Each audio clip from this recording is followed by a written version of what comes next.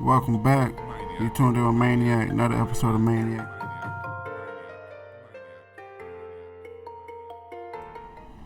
Let's hop right back into it. We're looking at a video, The War in the Bronx, 4 Days of Terror.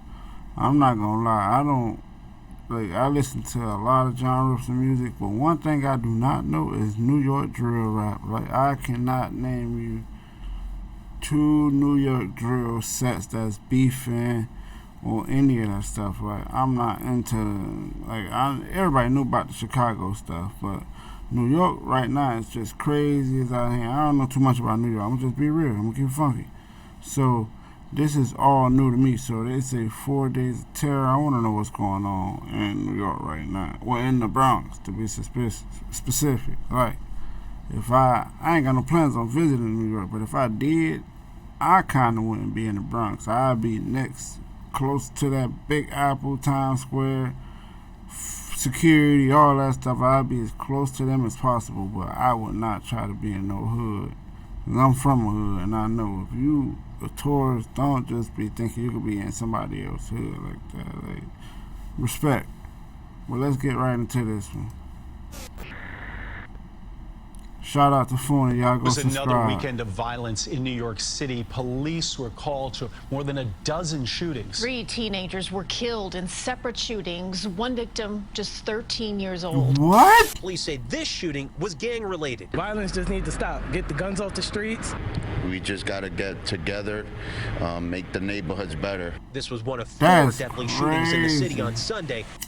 The Bronx has a serious problem on their hands. Similar to Chicago, young angry teenagers are walking around the streets toting guns and hunting each other down.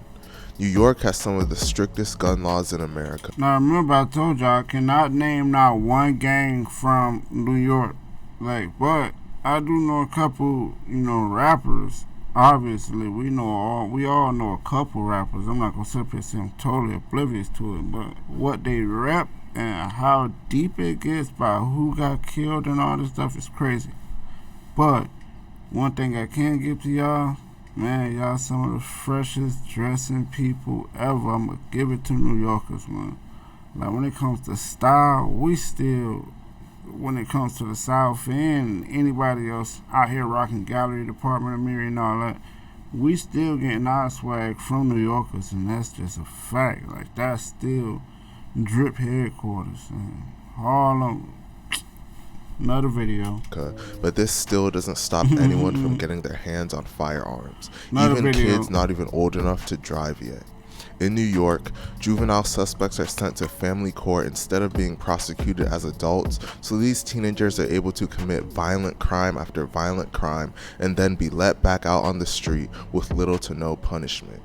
With laws like that in place, the subject of today's video... They say little to no punishment, but there is no such thing as little to no punishment because all this racks up on your juvenile record, and by the time as soon as you turn 18, and you still got this mentality of I'm a badass and there's nothing, I'm gonna be in and out, blah, blah, blah. That's when they got you for life, Holmes. So there's no such thing as little to no repercussions. Nobody just turned 18 and just flip the switch and say, okay, I'm done with all that now. I got little homies that no. You still turned up, shit still gonna happen, and you gonna revert back to your ways, and you gonna wind up doing something that was petty time to a juvie. But to an adult, oh man, you finna be sitting on that island. That's the worst thing I ever heard about New York, that island. Ain't no jails and all this other stuff you finna go to. You going straight to that island, no matter how petty your charge is, everything. That's just ridiculous to me. Video became possible. In today's video, we'll tell the story of a crazy 5-day span in the Bronx, New York that saw young teenagers from rival gangs gun each other down back to back to back. Okay, but before we get into the video, you say 4-day span, the title, then you say 5-day span. The news say 4 days, you say 5. I don't know, man. Come on. Either way, a week. Within a week. Please be sure to like and subscribe. A work week at that. If you know anything about the Bronx, then you know that it's a war zone. See, I don't know nothing about the Bronx, I'm not gonna lie, but... If you know anything about the Bronx... I think I know who that is. I think that's if I'm not wrong, that's D-Thing. then you know that it's a war zone. I don't know who that is.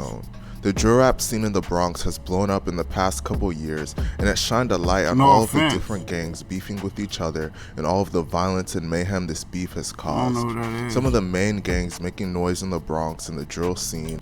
I'd be fucked up if I said something like, "Oh, Ron Funa." Like, y'all be like, "Oh, he tripping." Like, I'm just saying, I don't know who that is. And I don't know who Ron Funa is. I don't know. That might be really Ron Funa, but if that ain't, then no disrespect to none of y'all. Are the OGs, YGs, DOA, and the OY. The OYs are actually from Harlem, but they primarily beef with sets in the Bronx. The story of this video centers around the beef between DOA and the YGs. Okay, everybody DOA know you got K-Flock. Yo, Dougie B. Famous by the rappers such as K-Flock and Dougie B, consist of people from multiple hoods such as Rayway and Sevside. Another hood that shares a lot of the same enemies as DOA is Third Side. There are multiple YG factions in the Bronx. There are the YGs from RPT, such as the rappers D-Thank and Bando. There's the YGs from Mott Haven, such as the rapper Use G's. See, Bando, I will only know if I actually saw him. And there's the YGs. I don't think that's... Is that Yes G's? If that's Yes G's, somebody comment, let me know, please.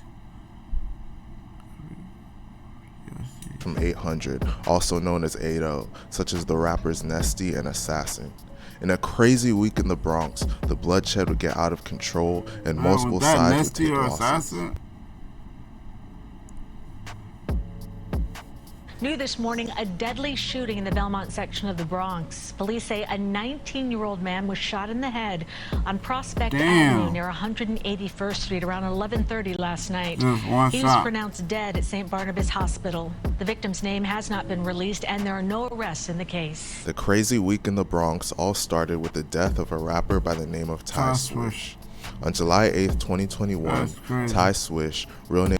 It's crazy how the ripple effects is just out here really just taking control, which is karma, how I explain it, because I don't believe in too much, but karma, that's one thing I really do believe in. But it's crazy how the ripple effects really just started off with one rapper, and that would start a bloodbath. And for some reason, these bloggers can read it better than these detectives. That's crazy. I seen internet bloggers and detectives on Reddit solve cases and put cases together for police that police are being paid to do this. You guys do know this. So all this stuff you guys are doing for free, well, a lot of you guys ain't doing it for free because you making whole vlogs and videos and multiple videos towards it, and of course you're probably getting monetized somewhat like DJ Academics and the whole Chirac thing back then, so you're making money off of it. At the same time, you're building cases. Like, everything you say is, a lead for them to follow up on, which is how they now say, oh, we know King Von killed K.I. But you guys don't know that. You only can speculate off of what everybody else on the internet is pretty much saying about the case. But in this case right here, this is just crazy. It's just a ripple effect from one body that's just going to start a bloodbath in the next 3-4 days. And they can link it back to this one body. Named Taquil Daughtery was killed inside his building on Prospect Avenue in the Bronx at just the age of 19 years old. He had been shot in the eye and then ran outside the building where he collapsed. A family friend found him unconscious. They only had one bullet marker up. It wasn't like a couple, because if somebody's shooting like that, they usually let off a couple sporadically. But one shot, a lot of people wouldn't even notice that you were shot, because one shot is typically like, oh, somebody's shooting a gun up in the air or in the ground somewhere. But one shot is like a warning. And if you shot someone in the face, point blank in the eye, with one shot, it's a chance they probably ain't find him for a minute. Avenue in the Bronx at just the age of 19 years old. He had been shot in the eye and then ran outside the building where he collapsed. A family friend found him unconscious, sprawled out on the ground outside the building. He was rushed to the hospital where he was later pronounced dead. The gunman fled in a dark-colored four-door sedan. Ty Swish wasn't directly involved in the Bronx beef. He was a member of a gang called Sex Money Murder. That's the worst part. Oh, he was a member. But he was cool with some members of the 800 YGs. The police believed that at Rayway... Okay, so he was in Sex Money Murder, and that's an old school gang that I believe, you know, it's a part of the blood gang that started in prison, but still violent as fuck. And if you affiliate yourself with them, then you definitely got rival oppositions that would just take you out just because. And it could be some stuff that he probably did in the past, but they also say he's linked up with, you know, other affiliated gangs. So you take on their beef also. So it's a lot of factors that come into play, but somebody sit outside your crib, and that's another thing about New York, man. It's so dark and so clustered. You could have a forest green vehicle, a black vehicle, a navy vehicle, and all it could say is a dark colored vehicle. Man, y'all can't even give me a specific color? Like, that's crazy, man. That's nothing to look forward to. And then he said, well, four-door, any more specific than that? But he was cool with some members of the 800 beef. He was a member of a sedan. Ty pronounced dead. The gunman fled in a dark-colored four-door sedan. Ty Swish wasn't directly involved in the Bronx beef. He was a member of a gang called Sex Money Murder, but he was cool with some... Look how many four-door sedans outside right there. ...members of the 800 YGs. The police believed that at Rayway... Look at that. The first one, that's an old school, like Maxima, Ultima, four-door sedan. A member by the name of J Rip was one of the people involved in Ty Swish's death. Wait, so he died already? The police believed that a Rayway member by the name of J Rip was one of the people involved in Ty Swish's death. Damn. New at 5, we're hearing from the families of two teens shot and killed in the Bronx. This is surveillance video of one of those victims, just 13 years, stumbling into a restaurant after police say he was shot. We're freezing part of the video here because it's just too difficult to watch. Just 3 days after the death of Ty Swish, members of the 800 YG... Okay, I know one of these guys in this video. Or in this picture, I'm sorry. I know one of these guys for sure. But man, so if two of these teams was involved in the killing of Ty Swish and retaliation came that swift, oh man, they not fucking around in New York. G's would seek out revenge for him. On July 11, 2021, J Rip, real name, would seek out revenge. Just 3 days after the death of Ty Swish, members of the 800 YGs would seek out revenge. That's Raji's. That's who that is right there. And I might be wrong about the name again, but that's Raji's on the far right with the hoodie on. That's probably the only person I noticed in this picture. For him. On July 11, 2021, J Rip, real name Jarian Elliott, and a friend were walking on the street when a male gunman got out of the back seat of a black sedan outside and opened fire at the two of them. J Rip's friend would get away, but J Rip was shot in the chest and ankle and ran into a cafe. He would collapse and be taken to the hospital, where he would tragically be pronounced dead at just 13 years old. The entire incident was captured on surveillance footage. 13? Although he was just 13 years old, J Rip already had been arrested 8 different times, including for robbery and assault, and had been locked up twice that year before being dumped back on the street. He was speculated to be involved in the murder of a 19-year-old at 13. Yeah, man, he was already going down a crazy path. 2 members of the 800 YGs would eventually be caught and charged with his murder. An 800 member by the name Squeeze, real name Jaleel Khalif, is believed to be the gunman, and another 800 member by the name of Taco Guns, real name Justin Baez, is believed to have been his accomplice. The police also believe another member of 800 by the name of Raw G's was there as well. Not even 24 hours after J Rip's death, the bloodshed would continue. Hold it. Now, I'm not gonna lie, I seen the clip of the death of Raji's. I believe he died in the back of an Uber. And man, when I tell you that is the most fucked up shit I've seen, that's the most fucked up shit I've seen. Around 11:30 Sunday night by the corner of East 178th Street and Webster Avenue in the Bronx, police say two men pulled scooters up next to a cab Medrano was taking to a recording studio. They then shot him in his head and chest, killing him. Following the death of J-Rip, his associates would seek out to avenge him instantly. Just 8.5 hours after the death of J-Rip, a known 800 YG's member by the name of Raji. 8.5 hours. See, that's how you can tell this beef right here was friends. Not only friends, but people who knew where their opposition exactly stayed, what studios they went to, where they hung out at. Because when shit started to escalate, it was like, we know exactly where this person gonna be at. For 8.5 hours for you guys to retaliate, that mean you guys had, that's damn near premeditated. That's premeditated. Like, I don't know how New York worked. They probably just charged it as capital.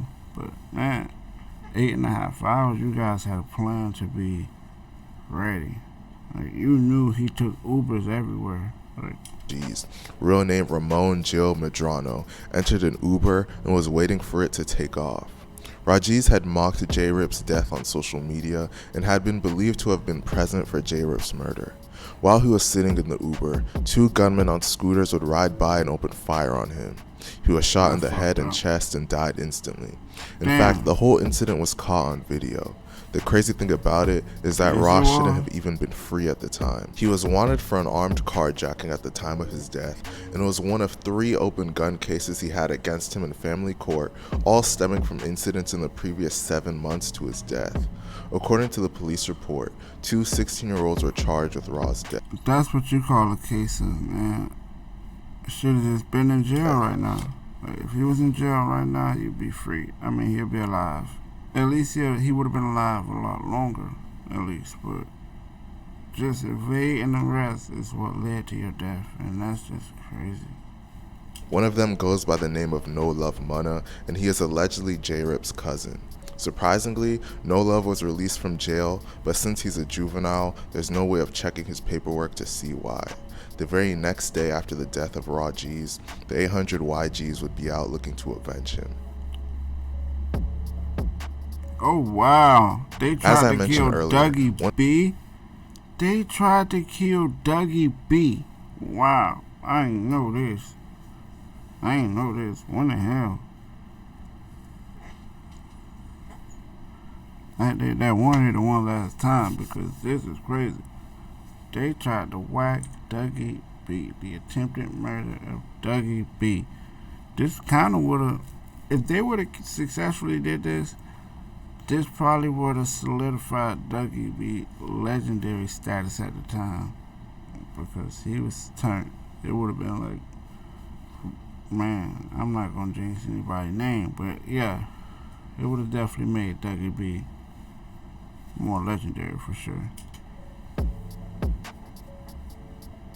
As I mentioned earlier, one of the people charged for J-Rip's death is an 800 YG member by the name of Taco Guns. Taco and Raw were very close friends, so losing Raw would hit Taco hard and make him eager for revenge. On July 12, 2021, a famous rapper and member of DOA by the name of Dougie B was walking with another person on East 184th Street and Washington Avenue when Taco Guns and other unidentified individuals spotted them and opened fire on them. Dougie B and his associate survived this incident but suffered injuries. Dougie got shot in the leg but was able to make a full recovery. As a result of this incident, various Bronx drill rappers have dissed Dougie in their songs, mocking him for getting shot in the leg. Dougie got shot, he's still in recovery. Taco Guns is currently in jail facing second-degree murder and manslaughter charges in the death of J-Rip. He's also facing attempted murder charges in the shooting that injured Dougie B. Surprisingly, Squeeze has been released from jail even though he was also charged with J-Rip's death. It's sad to see senseless violence take over the minds and lives of people at such a young age. Let me know what you guys think about this situation in the comment section, and please be sure to like and subscribe. You're crazy.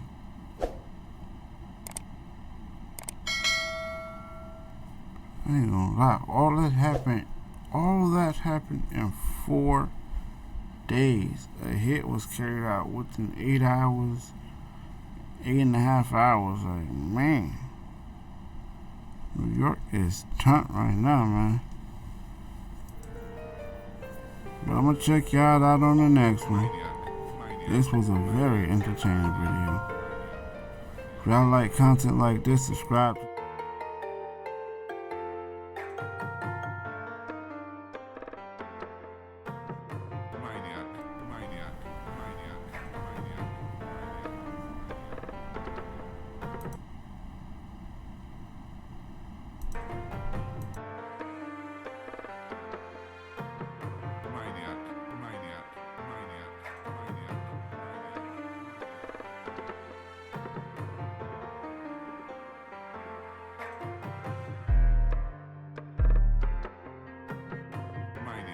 MaynEAck.